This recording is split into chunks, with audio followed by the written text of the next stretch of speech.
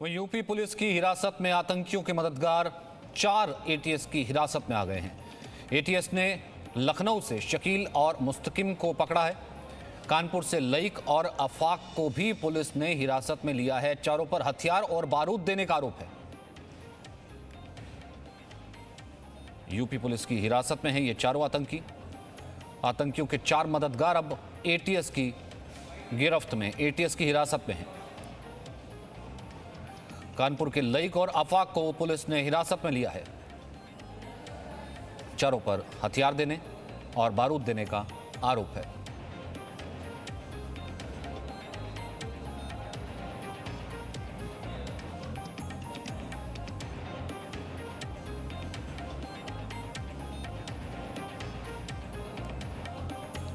इस वक्त हमारे साथ राजू राज मौजूद हैं, साथ ही साथ विशाल रघुवंशी भी मौजूद है। सबसे पहले विशाल, आपका रुख करते हैं। इस वक्त ये जो 4 गिरफ्तारी हुई है, ये इनका रोल क्या था, कहां से गिरफ्तारी हुई है और कैसे इस पूरे मामले में लोग कंसर्न थे?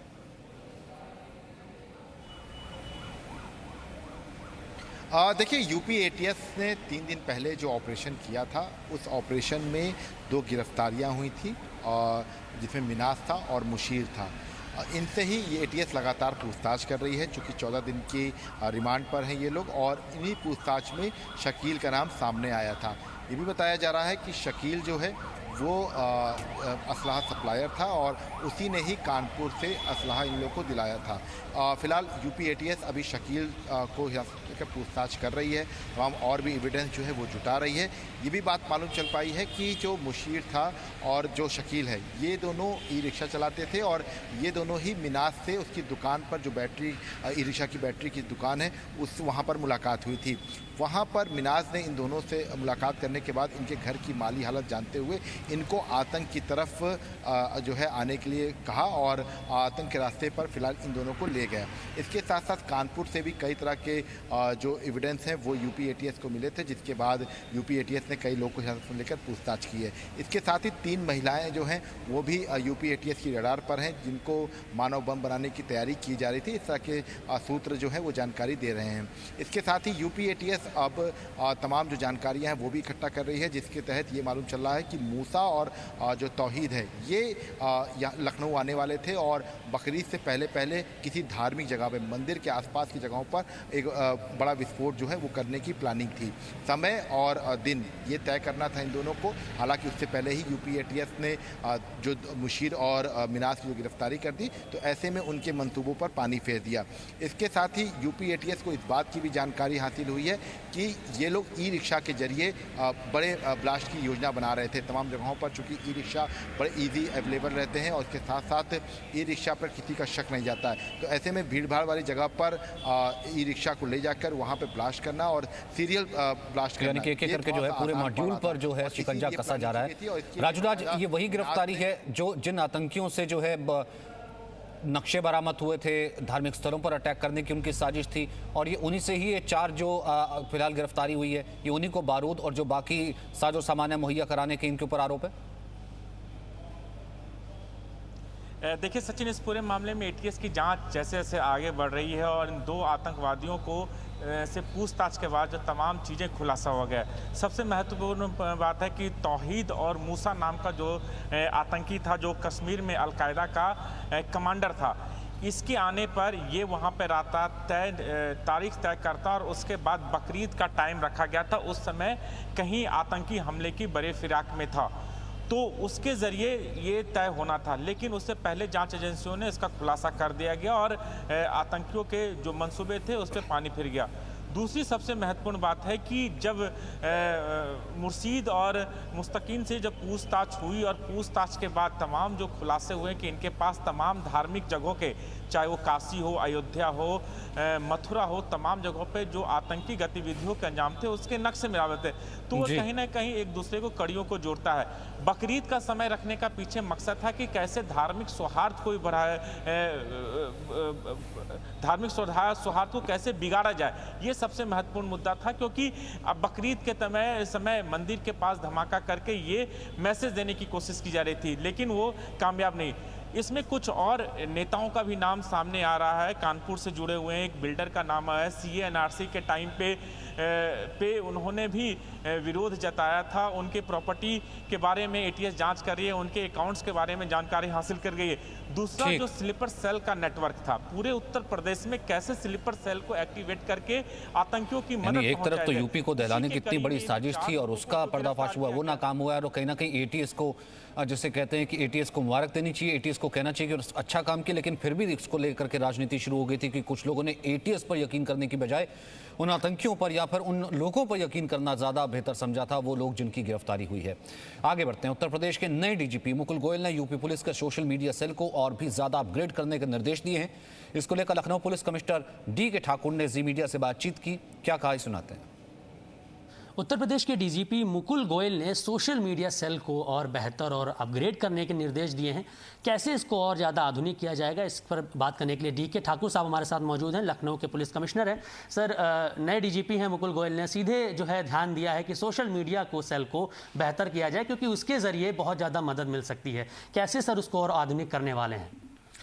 देखिए, हमारे माननीय पुलिस महानिदेशक महोदय ने जो निर्देश दिया है सोशल मीडिया को, सेल को और प्रभावी बनाने के लिए, उस पर हम लोग लग गए हैं और उस पर दो तरह से हम लोग काम कर रहे हैं। एक तो जो हमारे सोशल मीडिया सेल में जो भी कार्य हमारे कर्मचारी कार्य कर रहे हैं, चाहे इंस्पेक्टर रैंक के, सब इंस्पेक्टर रैंक के, कांस्टेबल, हेड कांस्टेबल रैंक के, हम चाह रहे हैं उनको ज़्यादा से ज़्यादा ट्रेनिंग दिलवाएँ। इसके लिए सोशल मीडिया सेल जो डीजीपी ऑफिस में, उसकी हम लोग मदद ले रहे हैं और समय समय पर हम ट्रेनिंग दिलवाते रहते हैं, आगे भी ट्रेनिंग दिलवाते रहेंगे। प्लस हम लोग ये देखना चाह रहे हैं कि सोशल मीडिया में जो चीज़ें चल रही हैं उसको कैसे जल्दी से जल्दी हम लोग जो इसको मॉनिटर कर सकें। कहीं भी कोई नेगेटिव ट्रेंड चल रहा है, कोई नेगेटिव बातें आ रही है, इस पर क्या कार्रवाई की जा सकती है। क्योंकि आप सहमत होंगे कि आज के डेट में जितनी एक्टिविटी हो रही है, और ख़ासकर लॉ एंड ऑर्डर के हिसाब से, चाहे क्रिमिनल एंगल के हिसाब से, सब बहुत सारी जानकारी सोशल मीडिया में मिल जाती है।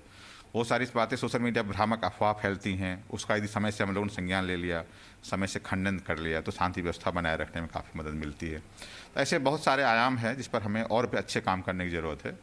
तो हम लोग दोनों काम करेंगे, अपने लोगों को ट्रेनिंग दिलवाएंगे डीजीपी ऑफिस के माध्यम से, और उनको बेहतर टूल भी दिलवाएंगे। सर, क्योंकि 2022 में विधानसभा चुनाव है, ऐसा देखा जाता है कि सोशल मीडिया के जरिए भ्रामक बातें फैलाई जाती हैं, धार्मिक भावनाओं को आहत किया जाता है, कहीं ना कहीं दंगा फैले या जो माहौल है चुनाव का वो बनाया जा सके, इसको लेकर खास निगरानी किस तरीके से की जाएगी? आप सही कह रहे हैं। जहाँ चुनाव है, और चुनाव में जब राजधानी की बात कर रहे हैं, तो राजधानी सबसे ज़्यादा, जब आप देखेंगे पूरे प्रदेश की जितनी भी राजनीतिक गतिविधियाँ होती हैं, उनका सबसे ज़्यादा जैसे केंद्र ही रहता है, लखनऊ ही रहता है।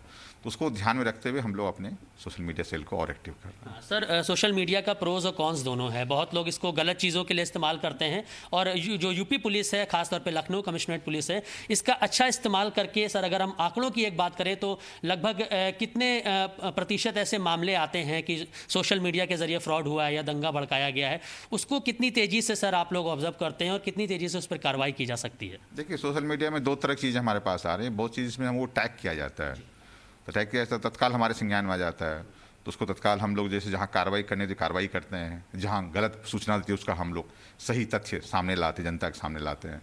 इसके अलावा तमाम चीज़ सोशल मीडिया पर ट्रेंड करती रहती हैं, जिसमें भले ही हम टैग ना हो, लखनऊ पुलिस टैग ना हो, लखनऊ कमिश्नरेट टैग ना हो, यूपी पुलिस टैग ना हो, लेकिन उसे पता चलता रहता है कहाँ क्या चल रहा है, नहीं चल रहा है। उसको ध्यान में रखते हुए हम लोग अपनी स्ट्रेटजी बनाते हैं, और यदि कहीं कोई क्रिमिनल एक्टिविटी हो रही होती है तो उस पर संज्ञान लेकर उस पर मुकदमे भी कायम कराते हैं। और इस वक्त बड़ी खबर आ रही, पीएम मोदी कल देश के युवाओं को संबोधित करेंगे।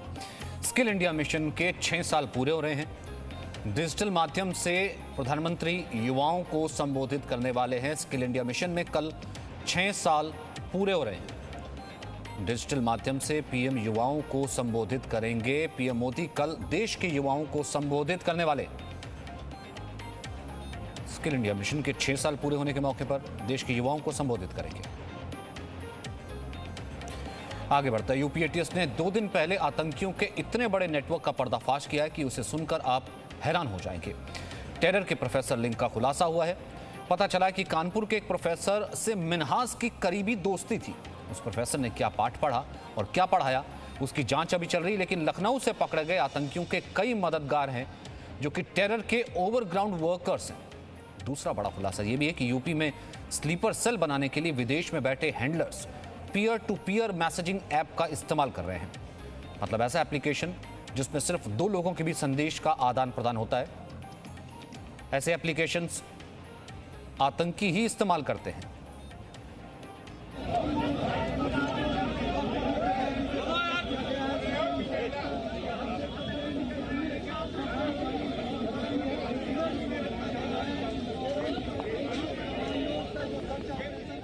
प्रदेश में लखनऊ से पकड़े गए अलकायदा के 2 संदिग्ध आतंकियों ने राज उगलने शुरू कर दिए हैं। अब तक ये पता चला है कि आतंकियों के सरगना peer to peer messaging app के जरिए अपने कारिंदों को सूचना भेजते थे। इसके अलावा कानपुर के एक प्रोफेसर से आरोपी मिन्हास के कनेक्शन का भी खुलासा हुआ है। गिरफ्तार दूसरे संदिग्ध आतंकी मसरुद्दीन के बारे में खुलासा हुआ है कि आतंक की गहरी साजिश में वो खुद लो प्रोफाइल रहकर रिक्शा चलाता था ताकि उसके खतरनाक मंसूबों की भनक किसी को न लग सके। आतंक पर खुलासा नंबर 1, P2P एप्लीकेशन से साजिश। उत्तर प्रदेश के शहर शहर में छिपे स्लीपर सेल के दहशतगर्द सीमा पार के देश में बैठे आतंकी सरगनाओं से एक खास मोबाइल एप्लीकेशन के जरिए संपर्क में रहा करते थे। यूपी एटीएस को ये जानकारी मिली है कि आतंकी स्लीपर सेल, आतंकी गतिविधियां और तमाम आतंक से जुड़ी जानकारियां पीर टू पीर कम्युनिकेशन के जरिए साझा कर रहे हैं।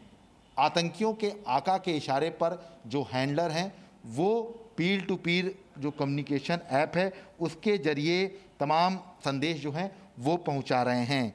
इन्हीं ऐप के जरिए आतंकी साजिश को रचने से लेकर उसे अंजाम देने तक की जानकारी स्लीपर सेल तक पहुंचाई जा रही है।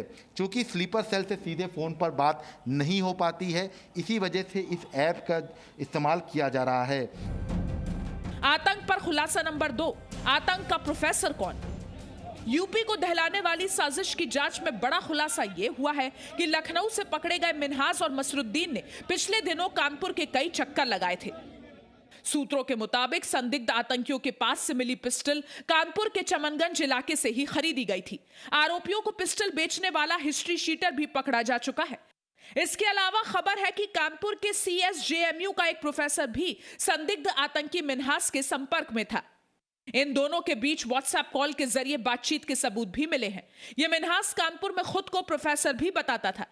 ऐसे संदिग्ध लोग ऐसे घरों में आके रहते हैं जहां मकान मालिक किराएदार की चेकिंग के लिए बताता ही नहीं है। इसमें हमारी सजगता हमेशा रहती है, लेकिन क्योंकि एक विशिष्ट सूचना हमको मिली है ATS के माध्यम से, तो हमारी सतर्कता सामान्य से अधिक है और आगे भी रहेगी जब तक कि सभी अंश इसकी गिरफ्तार नहीं हो जाते हैं।